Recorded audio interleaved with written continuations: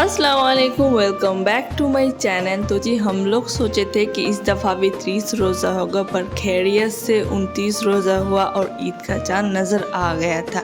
और मैं रोज़ा खोलने के बाद ना भागी भागी छत पे आई थी ईद के चाँद देखने के लिए, पर मुझे ना दिखा ही नहीं। मैंने बहुत देखने की कोशिश की पर मुझे दिखा ही नहीं ईद का चाँद। और आप लोगों को तो पता ही होगा कि इस दफ़ा मैं ईद अपनी अम्मी के घर कर रही हूँ और मेरी अम्मी ना वो अपनी अम्मी के घर कर रही हैं ईद। मतलब इस दफ़ा ना थोड़ा सा ट्रिकी था। और ये ना हमारे मोहल्ले की जो मस्जिद है ना उसकी पिक्चर है। रात को देखने पे लाइटिंग पर ये इतना ज़्यादा खूबसूरत सजाया गया था पूरा रमज़ान, और मतलब ईद में भी बहुत ब्यूटीफुल लग रहा था और सनसेट भी इतना अच्छा लग रहा था। और आज ना दोपहर को ही मैंने अपने जो कपड़े लिए थे ईद के ना वो सारे टेलर को दे के आई थी ऑल्टर कराने के लिए। तो पहले ईद के चाँद तो मुझे नज़र आया नहीं, तो मैं वो सारा काम समेट के निकल गई वहाँ से मैं अपने कपड़े रिसीव करने के लिए। और रास्ते पे ये देखिए कितना अच्छा घर को डेकोर किया गया था लाइटिंग से। और इस दफ़ा ना ईद का ब्लॉग डालने में बहुत लेट हो चुकी है, इसके लिए आई एम रियली सॉरी। और फटाफट से मैं फ़िलहाल तभी घर जाऊंगी और फटाफट से जितने भी काम है ना वो सारे समेटूंगी, क्योंकि कल ईद है ना। तो मैं नहीं चाहती कि कल बहुत ज़्यादा भागा दौड़ी हो। भागा दौड़ी तो होना ही है, खाना तो इंसान को बनाना ही पड़ेगा कल, पर थोड़े से ना मतलब प्रिपरेशन अभी कर लूँगी ना तो कल थोड़ा सा मतलब रिलैक्स वाला दिन जाएगा मेरा। और वहाँ से कपड़े लेने के आने के बाद मैं यहाँ पे खा रही थी कॉर्नफ्लेक्स, क्योंकि मुझे थोड़ी सी भूख लग रही थी।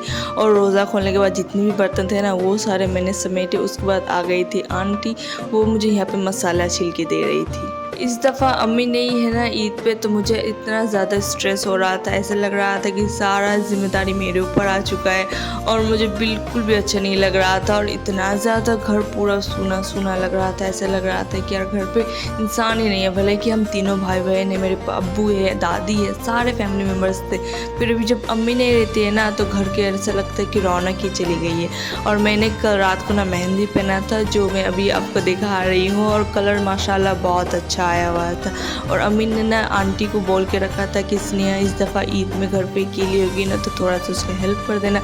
तो आंटी भी आ गई थी रोज़ा खोल के यहाँ पे मेरे पास, और मुझे सारा ना मसाला छील के दे रही थी। उसके बाद जी सारा काम समेटने के बाद अभी करीब रात के 8 बज रहे थे और मेरी बहन दिनार आ गई थी मेरे पास मेहंदी पहनने के लिए। और पहले ना निकाह के पहले मैं बहुत अच्छे मेहंदी पहन भी सकती थी और पहना भी सकती थी, पर अभी ना वो प्रैक्टिस नहीं रही ना तो थोड़ा सा दिक्कत होता था पहनाने में, और मतलब कि वो हैबिट भी छूट चुकी थी। तो मैं हुई उसको मोबाइल पे फ़ोटो देख के उससे मेहंदी पहना रही थी। भला कि उतना अच्छा नहीं हुआ था, पर देखने पे मतलब ठीक ठाक ही चलने के लायक हो चुका था।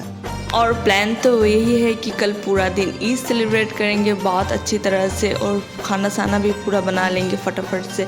और सारा कुछ करने के बाद शाम के टाइम में ना नानी के वहाँ पे जाएंगे, क्योंकि वहाँ पे अम्मी है। पता नहीं क्यों इंसान ना अपने मायके को अम्मी के घर ही क्यों कहता है। वहाँ पे भला कि अब्बू भी रहते हैं, भाइयों भी रहते हैं, और बहुत जितने भी फैमिली मेम्बर्स जिसके रहते हैं वो सारे रहते हैं, पर फिर भी अपनी मायके को ना सारे लड़कियाँ अम्मी के घर कहती है, क्योंकि आई थिंक माँ से ना घर की रोशन रहती है। और जब माँ नहीं रहती ना तो घर पूरा खाली खाली और सूना सूना लगता है देखने को।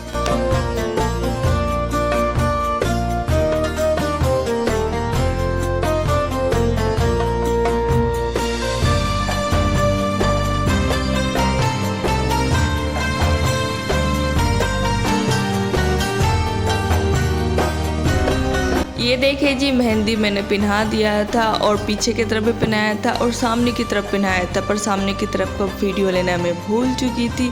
और ये था जी नेक्स्ट डे, ईद वाला दिन था। सारा भाई और अब्बू चले गए थे नमाज पढ़ने नहा धो के, और यहाँ पे भी युवान भी नहा चुका था। और मैं फटाफट से उसे रेडी कर रही थी, क्योंकि मुझे ना बहुत ज़्यादा हड़बड़ी मची हुई थी, क्योंकि आधे घंटे के अंदर वो लोग घर आ जाएंगे और मुझे सारा नाश्ता वास्ता जितना भी रहता है ना वो सारा निकाल के मतलब रेडी रखना है, और ऊपर से युवान को भी रेडी करना है। तो पहली दफ़ा मैं ना यहाँ पे युवान को पंजाबी पहना रही थी। ये पंजाबी ना हम लोग अगले साल लिए थे, तो मैंने सोचा चलो 1 घंटा ये पंजाबी पहना के रख दूँगी, उसके बाद ना 1 घंटे बाद उसका ड्रेस चेंज कर दूँगी। और युवान कपड़े पहनने पे इतना ज़्यादा बदमाशी कर रहा था कि पूछो मत। और हस्बैंड भी अपने घर पे ही थे, वो वहाँ पे से नमाज़ पढ़ेंगे और नमाज़ पढ़ के वो आएंगे शाम के टाइम पे। और सच में मैं थोड़ा सा मिस कर रही थी हस्बैंड को काम के लिए, क्योंकि वो जब रहते हैं ना तो बहुत मतलब मुझे हेल्प कर देते हैं और युवान को भी रेडी कर देते हैं, तो मुझे बहुत आसानी हो जाती है। और यहाँ पे फटाफट से युवान को रेडी करने के बाद मैं भी रेडी हो जाऊँगी, क्योंकि अभी तक मैंने नमाज़ भी नहीं पढ़ा है।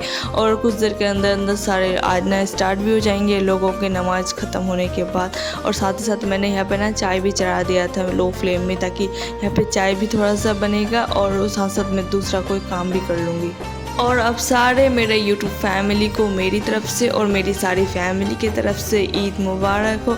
अब सारे ना मेरे लिए और मेरी फैमिली के लिए दुआ करना, और स्पेशली युवान के लिए। और मैं अब सबके लिए दुआ करूँगी, ढेरों ढेरों दुआ करना है मुझे आप सबके लिए। और ऑब्वियसली जब मैं नमाज़ में रहती हूँ ना तो मैं सबके लिए ही दुआ करती हूँ। और मैं अल्लाह ताला से यही दुआ करूँगी, अल्लाह ताला भी हम सारे मुसलमान भाई बहन को अगला साल भी रमज़ान देखना और रमज़ान के बरकतें समेटना नसीब फरमाए। और यहाँ पे ना मैं फटाफट से सारे अब नाश्ते का भी बंदोबस्त कर रही थी।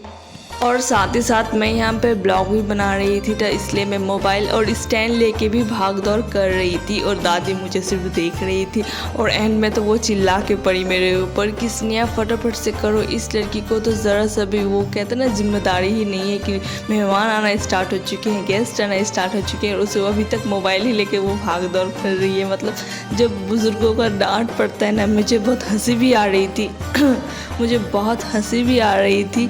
और मतलब मैं सोच भी रही थी कि अल्लाह ताला ने दादी को याद दिया है। और मतलब जब बुजुर्ग रहता है ना तो घर पे एक अलग ही मतलब रोशनी टाइप का रहता है और चहल पहल भी रहता है। और सारे गेस्ट नमाज़ पढ़ के आना स्टार्ट हो चुके थे। और खैरियत से मैंने ना टेबल भी सजा दिया था, मतलब कुछ देर पहले ही मैंने सजा के निकली थी और गेस्ट आना स्टार्ट हो चुका था।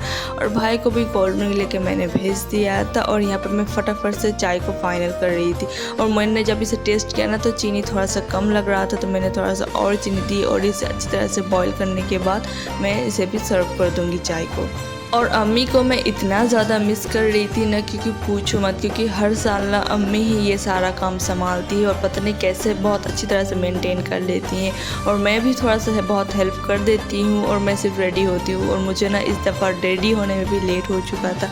उसके बाद जी हम सब निकल गए थे मेरे बड़के अब्बू के घर, मतलब हम सारे बड़के अब्बू, छोटे अब्बू और मझले अब्बू, पप्पा, जितने भी हमारे रिलेटिव से सारे घर गए थे, सलाम दिया था। और मतलब हम सारे भाभी अभी से भी मिले और सारे इकट्ठे बहुत ज़्यादा इंजॉय किए, थोड़ा सा नाश्ता वास्ता किया। और मतलब जितने भी फ़ोटो रहता है ईद में, हर घर की अपनी अपनी एक अलग इंजॉयमेंट होती है ईद सेलिब्रेट करने की, तो वही हमारे घर पे भी वही सेम चल रहा था। और अभी करीब 11:30 का टाइम हो रहा था और मैं यहाँ पे आ गई थी अब्बू के लिए रोटियाँ सेकने के लिए। सिर्फ 3-4 रोटियाँ मैंने सेकी थी। और अब्बू मतलब मैंने ना सुबह सुबह सिवैयाँ बनाई थी, जो सारे मतलब घर वालों ने खा लिया था और बहुत सारी लेफ्ट ओवर रह भी गई थी खाने के लिए। पर अब्बू को शुगर का थोड़ा सा प्रॉब्लम है ना, तो एक ही दफ़ा ही सिवैयाँ खाएंगे और नहीं खाएंगे, इसलिए मैं उसके लिए रोटियां बना रही थी। और कुछ देर के अंदर अंदर ना लंच का भी प्रिपरेशन मैं स्टार्ट कर दूँगी। और इस दफ़ा लंच में भी ना मैंने बहुत सिंपल रखा था, कुछ भी तामझाम मैंने नहीं किया था, क्योंकि इतना ज़्यादा गर्मी है, ऊपर से किले से सारा कुछ मेंटेन करना।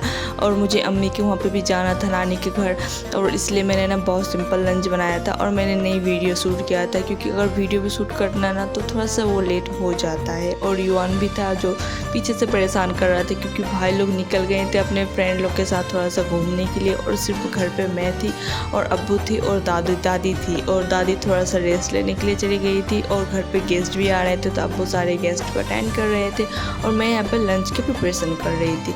इसलिए ना मैंने मतलब कोई भी तामझाम वाला काम नहीं रखा था आज लंच में, मतलब बहुत सिंपल से लंच रखा था।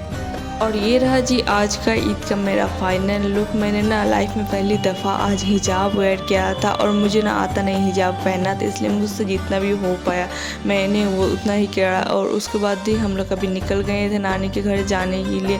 और नानी के घर जाती ना मैं इतना ज़्यादा सारे में मतलब वो होता ना मशगूल हो गई थी सारे भाई बहनों से मिलने में, मामू मामा तो भाई बहन, खाला तो भाई बहन में, कि मैंने वीडियो ही शूट नहीं किया। मतलब मैं भूल ही गई थी कि मुझे ब्लॉग बनाना है।